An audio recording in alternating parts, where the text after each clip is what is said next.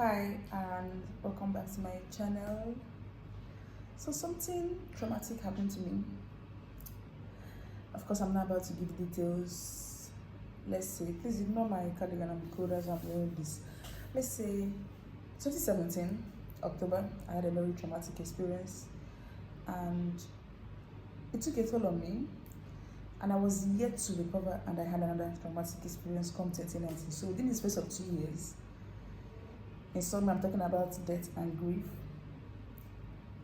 So I know that people grieve differently. I can talk about this now because I feel like I've attained a particular height or level of healing. You can't heal completely. I don't think there's anything like complete healing. Healing is a daily journey. You heal every day. You wake up every day and choose that today I'm better, I'll try to do better. So I can talk about it now because I've been retrospective about it. Introspective, I don't know if you get what I mean, but I've had time to think about it. I've had time to study patterns. So I would say the way I grieved was I retreated. So I withdrew into myself. I'm not an extrovert, but I don't mind going out and having a good time. And what that made me was I didn't like public spaces. I'm being vulnerable now. This is the only way I can talk about this. So I stopped. So then I was in 100 level. I stopped going for lectures. I stopped going for school activities, and I was excited coming into school. But when that happened, I just withdrew. And at first, I was telling myself, okay, I'm grieving, this is painful, I don't want to talk to anybody, I don't want to talk to people, I don't want to be in crowd, in groups, in meetings. But 2019 passed, 2020, up to this point, and of recent, I turned 24, I had my birthday on the 16th of July, and it just made me think. It forced me to address the cockroach in the cupboard or whatever, to address certain patterns and certain behavioral traits. When you come up with certain things start happening, there's some changes here and then. I'm like, I wouldn't want to get married, I wouldn't want to have children, and I wouldn't want to enter this new season of my life, this is my 24th year, with baggage, that's addressing certain things. I know I'm rambling, but just stay with me. So in summary, because I withdrew to myself, it cost me. I don't know how to spend. No. I love my company. I enjoy my company. But I don't know how to go outside, have fun, do things without having a plus one, without having friends, family around. And I'm breaking that curse. I say it's a curse because I can understand if that happened first few years after the traumatic experiences. But continuing, becoming a pattern, I can't take that into adulthood. I'm even an adult already. I can't take that into my future. I just know that God is calling me into a new season, and I feel like I can't enter this new season with this behavior, with these traits, with these habits, with whatever it is. So I'm breaking this course. Sorry if my camera is unstable. I'm using my hand to hold it. But so I decided, after I've prayed about it, I've meditated with myself, I've checked social media, and I'm seeing that one hack is going on solo dates with yourself. So for you to come out of your shell, you have to spend time with yourself outside, because don't get me wrong, I enjoy my own company. I found out that the only places I go to is church, walk home. Church, walk home, just like a triangle. Church, walk home. And I don't like that. So in light of this realization, I've decided that today is 22nd and my birthday was on the 16th. So I've been 24 years for how many days? I don't know, I can't calculate, my mind is, no. I've been 24 years for 6 days now. This is the 6th day, I hope I'm right. My mind is all over the place, but yeah. So in the light of this realization, I've decided to take myself on solo dates every month. And I've done every week, but it's not financially feasible for me. I don't know, I want something sustainable, something that's not going to freak me out or make me pause in the long run. So every month I'm going to do something solo on my own, something financially sustainable, something that will stretch me. So on this month's edition, on this July's edition, first month of being 24, I am attending Beyond Conversation by Eric Gugua. If you don't know who that is, Eric Gugua, you're sleeping under your rock, sleeping on a long thing. So yeah, I'm in Anambra State, by the way, and his next edition is in Enugu. Come this Saturday, the 25th of July. Today is the 22nd of July. So I'll be attending. I feel like it's a good way to launch myself into this new season, into whatever. I just feel like God is calling me to do more. God is calling me to step out, to just give it up. So I realize whatever it is that made me retreat, it's just time to let it go. I feel like that's the final stage of my healing, because I can talk about grief now, I can talk about death now, I can talk about everything without breaking down. I'm relating to people, because before I wouldn't say I was shy, but I just couldn't hold a conversation. I mean, over my head. I'm in over my head a lot. Yeah, but now I'm trying to get more articulate my words more. And the next step will be to God. I know I'm rambling, I just hope you get my point. But this is for somebody out there, whatever it is, just choose yourself. And another reason why this is coming out now is, of recent, I've seen a trend. Not a trend. I see like a pattern. So this popular actor, Alex Gugua, God rest his soul, his death was very triggering for me. It was very triggering. He felt like I knew him from somewhere. He was my brother or something. It was just very triggering, because he's someone that was so full of life. Yes, he was sick for the last few months or years of his life, but he was so full of life. Then I like to listen to it from different perspectives. I looked at it, oh God, how many minutes have I been talking? God. I looked at it from a different perspective, and I thought to myself, this guy might have died very young, but he lived. Alex Gugua lived. I don't know, but from what I can see or I saw on Instagram, he lived. He showed up for people he loved. He worked hard. He made money. He enjoyed that money. From what I can see, because I don't know what was happening behind the scenes. I'm not his family member. And again, I just thought to myself, I wouldn't want to one day be in heaven with my Father, oh Lord.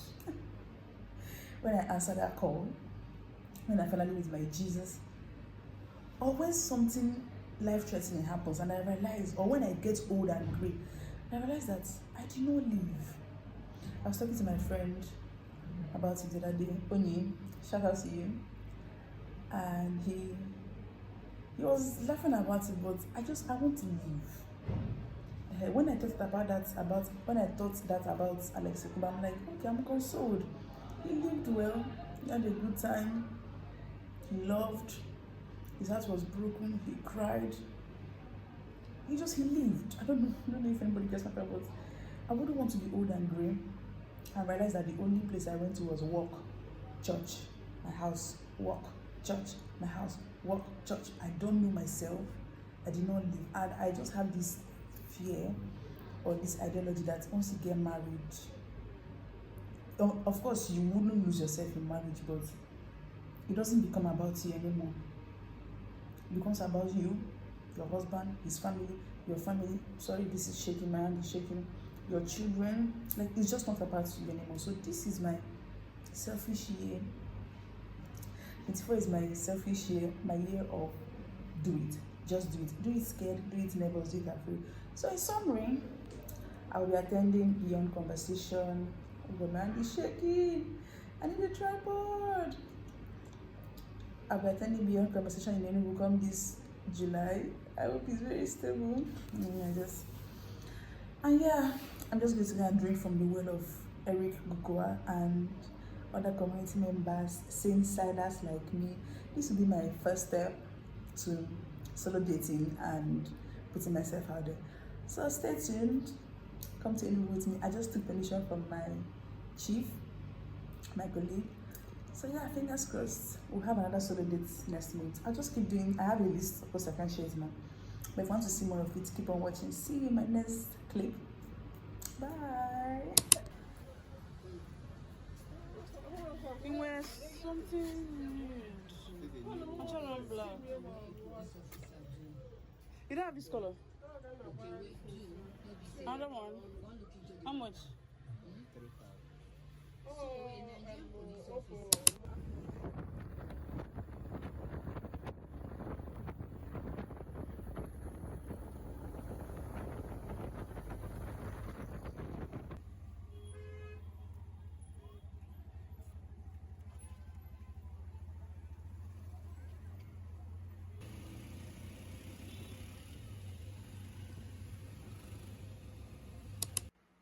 like wait to make I do video.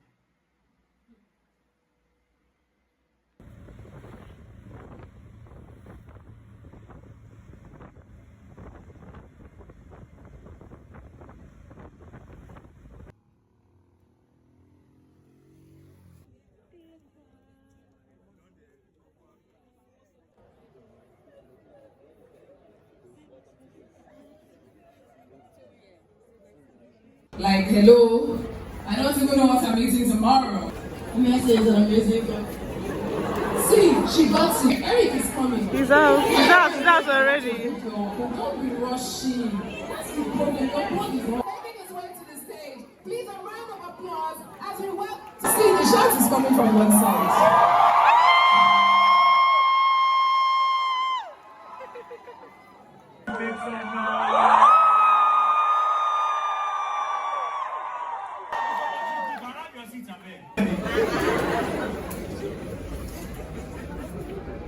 The failure rule is if your one immutable task or your two something that is connected. So let's say you want to be a speaker, so there's something you're practicing every single day. So when you get into the networking, I have my challenge over here to guide us through it, but my encouragement is this, and it's simple. Please, there's somebody sitting next to you, please guide, sorry, not guide, please talk to them. What is something that I would want to tell you as somebody who wants to do this? Don't. Global award.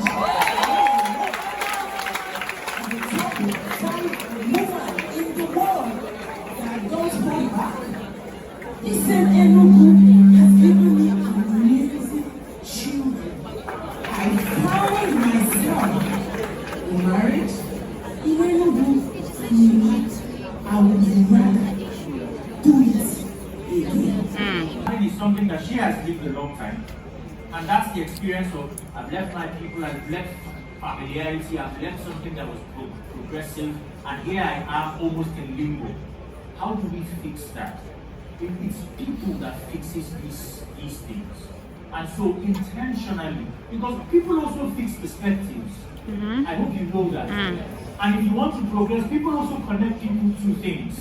Because if you were here and if you were not here and you've never heard this story being shared, you would think Enugu is a dead end. Enugu is not a dead end. I was born here, I've lived here all my life. Enugu is not a dead end. There are things that are happening every time I am in this city, because I do live a lot, but every time I am in this city and I see the things that my friends, my circle of friends, the people that I know have achieved in this city, I know that it's not a dead end. It's always a function of community, and you don't have that. So my counsel is, you have a great thing. What we are looking to do is either how to have conversations. You are in therapy. You are in conversation with your husband to see if the separate thing can ever be considered. Because now you have to make decisions as one. Yeah.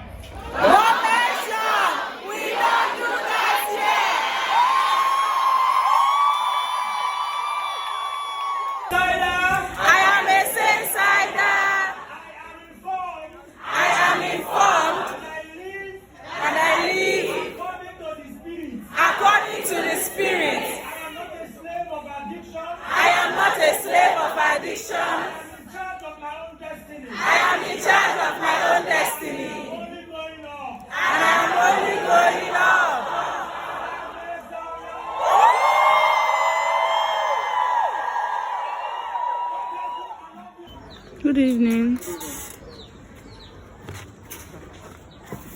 Thank you. Thank you. Oh, sorry.